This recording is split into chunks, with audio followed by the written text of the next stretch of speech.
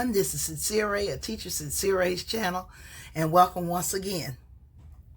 Well, I wanted to share some poetry by a famous Syrian poet, okay? Because if you've been following anything about the news, you probably know all that's going on with Syria and it's possibly in its uncertain future. Okay, but my channel, of course, is not a political channel. Okay, it would be fun, I think, kind of to do a geopolitical channel. I follow geopolitics a lot by independent news analysts on YouTube, and I'm very happy too to see that there are more and more African Americans getting into doing geopolitics. It's very important that we branch out.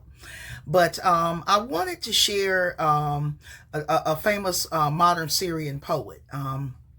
A lot of times when we think about countries in the, quote, Middle East or in West Asia, we think of just, we think of war and people get scared. They think of it's all about terrorism, and they don't know the cultural heritage of these countries, and certainly not the literary heritage of these countries. Okay. These countries in West Asia have a long literary heritage, and poetry is basically in some ways the invention of, quote, Semitic people. Okay. People related to the Arab people. And if you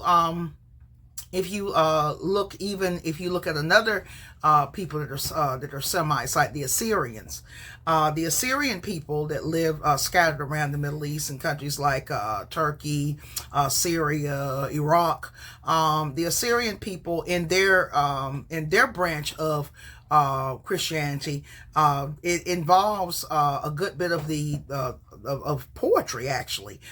There is a poet in their tradition called Saint Ephrem the Syrian, and he lived in what is now eastern Turkey, southeastern Turkey, and his homilies, his religious poems are absolutely wonderful. I might eventually share some of his poetry in the future, even though there's Christian poetry. But yeah, I want to talk about a famous modern Syrian modern poet that died in the late 90s. His name was Nizar Qabbani. Nizar Qabbani, sometimes you'll see the spelling with a K at the beginning of his surname, and then other times you'll see Q, okay? But I found out about him by accident several years ago, and it was through an actual song by an Iraqi singer, a famous Iraqi singer named Kadim al Sahir. Okay, Kadim al Sahir is called like he is called the emperor of Arab music, and he's very famous across the Middle East. And he was singing a song, was a love song, and it had it was in Arabic, but it had the translation in English. And at the beginning of the video, this was probably 12 years ago or so, or 13 years ago on YouTube. It had that the song was adapted from a poem by Nizar Qabbani, the famous Syrian poet Nizar Qabbani. I was like, who's Nizar Qabbani? So I started doing a little bit of research, and I got on Amazon, and I looked up to see were there any of his poetry in English, because the song, it was just such a beautiful video, and I'm gonna put it in the description so that you can look at the video, and it has the translation of the song. It's a beautiful love song, beautiful video, and I think probably Kadim al Sahir, I don't know, but he probably in the video is sort of pretending like he is Nizar Qabbani writing to his love. But Nizar Qabbani is considered the national poet of Syria. He's also called the poet of love. Other Arab singers besides Kadim al Sahir, such as Majida al Roumi, who is a Lebanese singer, and I'm sure there are others as well, but I know these two.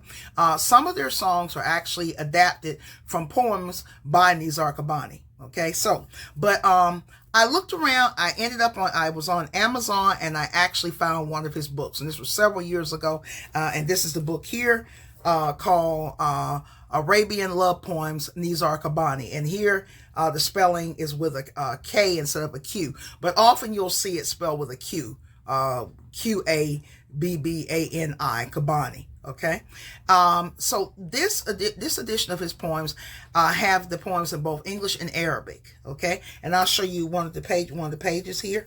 And this is here. You'll see the English version, and you have the original Arabic version and the translation in English. And I have these tabs here didn't come with the tabs, but I have the tabs here because I'm going to read some poems of his. A lot of his poems in this edition are pretty short. Okay, they're short. Some of them are like almost like haiku length. Okay, so I'm going to read several of them. Nizar Qabbani was born in Damascus, Syria. He was from a family that had, I think they had a chocolate store, a chocolate factory, and he is of both Syrian and Turkish ancestry. He was of that. He was not only was he a poet, but he was a lawyer, a diplomat, and a writer, and a publisher. Okay. When he died in London, England. But yeah, I want to share some of his poems. So I'm going to go through and read some of these. Okay. And you can get, this book is available on Amazon. Okay. But I don't think it comes in Kindle version. Okay. But these are some of his poems. His poems are love poems. He not only wrote about love, but he also wrote about his poems. Some of his poems could be sort of political. He was an anti-imperialist. He spoke against dictatorship in his part of the world. But he's really known as the poet of love. Okay, so these are some of his poems I'm going to share with you. So enjoy. I hadn't told them about you, but they saw you bathing in my eyes. I hadn't told them about you, but they saw you in my written words. The perfume of love cannot be concealed. Okay. Some of his poems are sort of erotic. I don't know if the new Syrian government would like, if they would like his poetry or not, some of it. But I'm not going to read the ones that are a little, they're not like filthy erotic, really, dirty or anything. But, they're just slightly erotic, some of them. I hate to love like other people. I hate to write like other people. I wish my mouth were a church and my letters were bells. Okay. I don't know my birthday. My face is as old as the earth. My sadness is as old as God and the seas. My age is not important. What is important is my eternal love for you.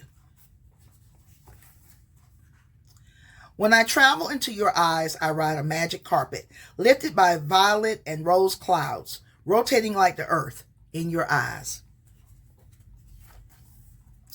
Take all the books that I read in my childhood. Take all my school notebooks. Take the chalk, the pens, and the blackboards, and teach me a new word to hang like an earring on my lover's ear. I want new fingers to write in another way, high like masts of ships, long like a giraffe's neck, so that I can tailor for my beloved a garment of poetry. When I said I love you, I knew I was inventing a new alphabet. For a city that does not read, I was reciting my poems in an empty hall, and I was offering wine to those who did not know the joys of drunkenness. When I said I love you, I knew savages would follow me with poisoned spears, with bows and arrows. My photograph would be plastered on all walls. My fingerprints would be distributed to all police stations. A big reward would be given to whomever carried my head to them, to be hung at the city gates like a Palestinian orange. And I'll read about 3 more. It is not important that you take your bag and leave. All women take their bags and leave when they are angry. It is not the important question that I put out my cigarettes nervously on the upholstery of the chair. All men do that when they are angry. The matter is not that simple. It is out of our hands. We are 2 zeros in the margin of love, 2 lines written in pencil. What is important is this. The golden fish thrown to us by the sea was squashed between our fingers.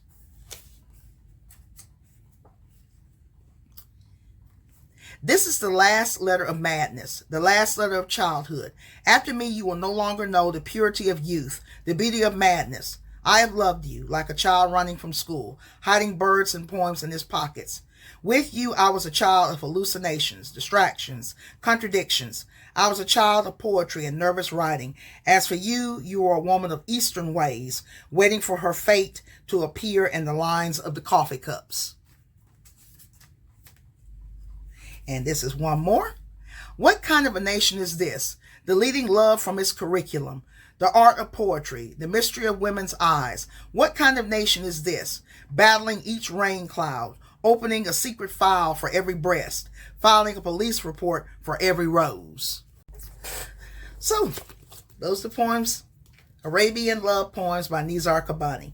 So, I just, when I read this book, I just loved it so much. And when I wrote it, when I I just wrote like a 2-liner book review on Goodreads, and this was several years ago. And I just said these books, these poems were I'd never read poems I felt that were so beautiful.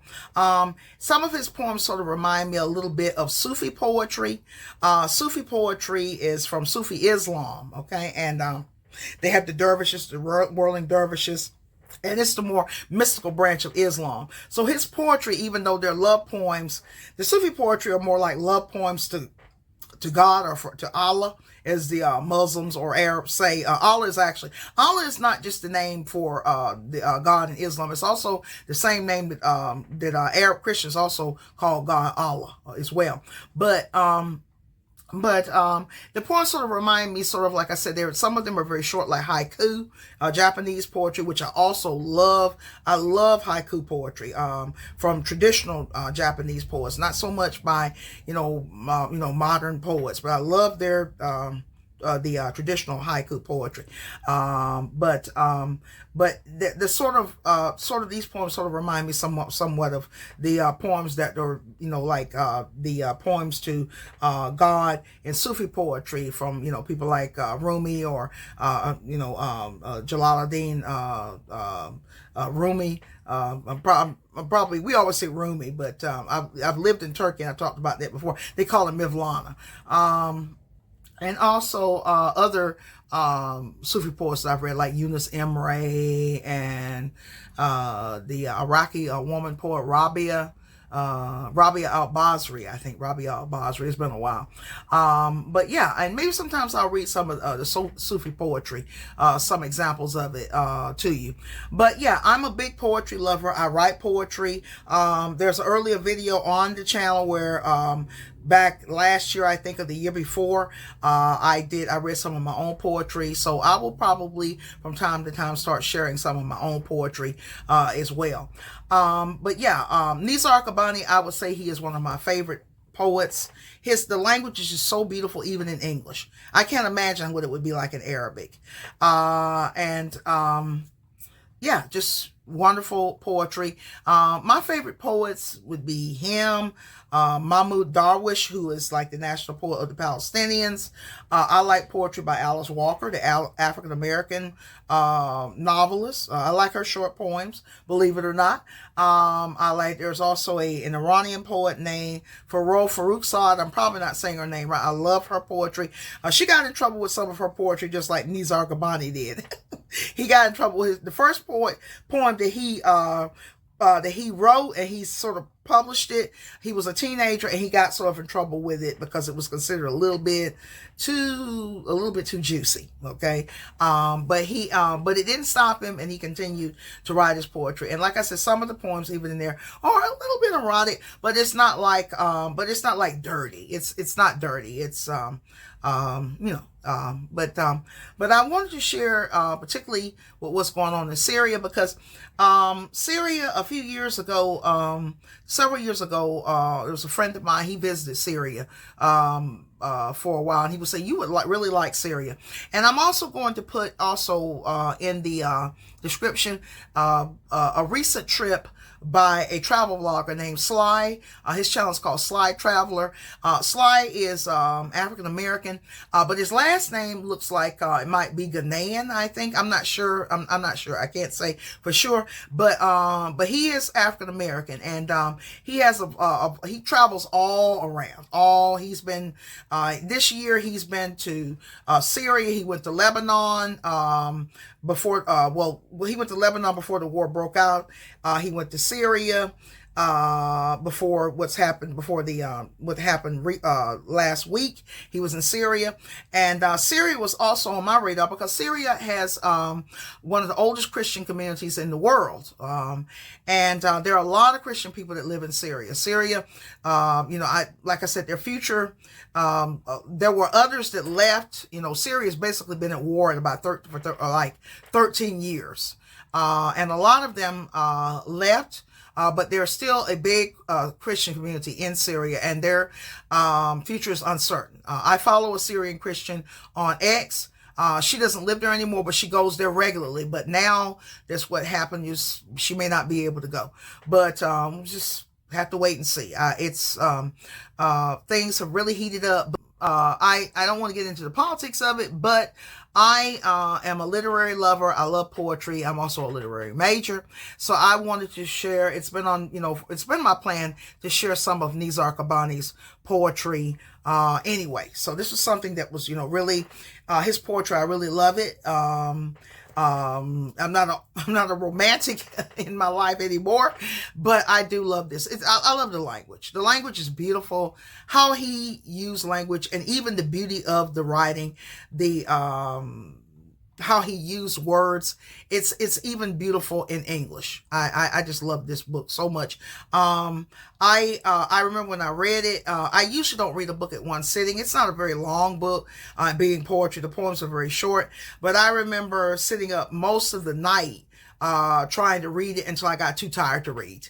Okay, because I'm not a person that will usually read a book in one setting, even if it's something short like this, or if it's a manga graphic novel. Usually, if it's books like this, it takes me about 2 days to read them. But I'm just a big fan of Nizar Qabbani.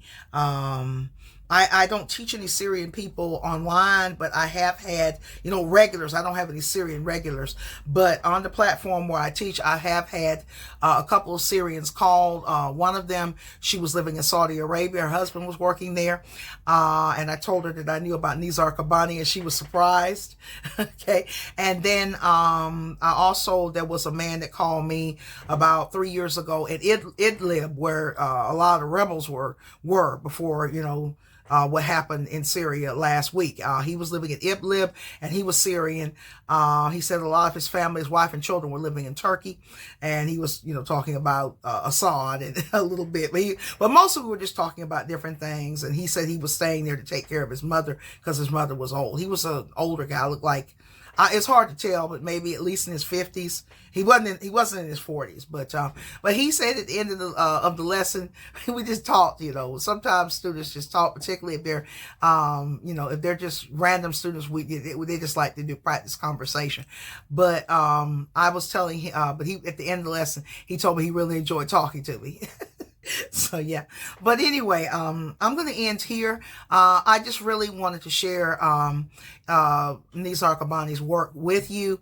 Because like I said, a lot of people think, these countries, nothing comes out of these countries but terrorism and all bad things and war. And yeah, it's a lot with war, and I'm not going to get into who the real terrorists are, but but if you sort of use your brain, you sort of know who, But anyway, I'm not going there. But these countries have a lot of these countries have a rich literary heritage. Places like Iraq, Syria. You have a number of them. Even Gaza. Gaza had a number of since the genocide started in Gaza, they have had a number of poets have been killed. In Gaza. Gaza had a community of poets, and a number of them have been killed. And if I can find the article from, I think it's called Lit Hub, the magazine, they ran an article about the literary and intellectual community in Gaza. So Gaza, people think, Hamas is some kind of terrorist enclave, and it's it's just, but yeah, they had an artistic and literary and intellectual community in Gaza. So which I think was just absolutely wonderful. Gaza was a unique place. It's just very unfortunate It's absolutely terrible, more than unfortunate what's going on, okay? But I just wanted to share this little bit of literary, piece of literary history and literary works from the great Nizar Qabbani, the poet of love, the national poet of Syria. And so check out his book, once again, Arab Love Poems. And here it is, okay? All right. Well, thanks again for watching. I hope you enjoyed this video and learned something new. So this is Sincere. Until next time.